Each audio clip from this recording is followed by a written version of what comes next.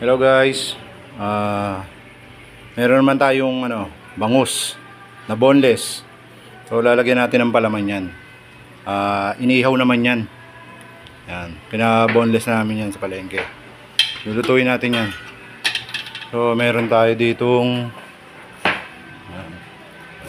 kamatis. Yan, kamatis tayo, may sibuyas, tsaka luya. Yan yung pang papalaman natin sa bangus pagka inihaw na. Okay, lagyan na natin ng palaman yung bangus natin. Mati, sibuyas, luya, Laurel. laurel. Wow, sarap. Nice, may laurel. Yun, Laurel. galing. 4. Babalutin na natin siya sa dahon ng saging. Tapos dodoblehan natin ng foil.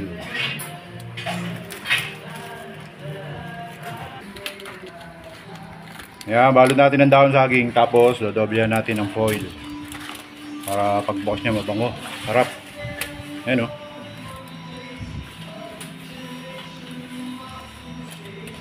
So bali ganito ang kalalabasan niya. Ayan. May dahong saging na nakabalot, tapos nakabalot pa siya ng foil. Okay guys, dalawang klase ang natin, ihawin natin. Isang binalot sa dahon saging lang, at saka isang binalot sa saging, tapos binalot pa sa foil. Yan, ready na para ihawin. Okay guys, yan na yung finished product natin. Dalawang klase yan.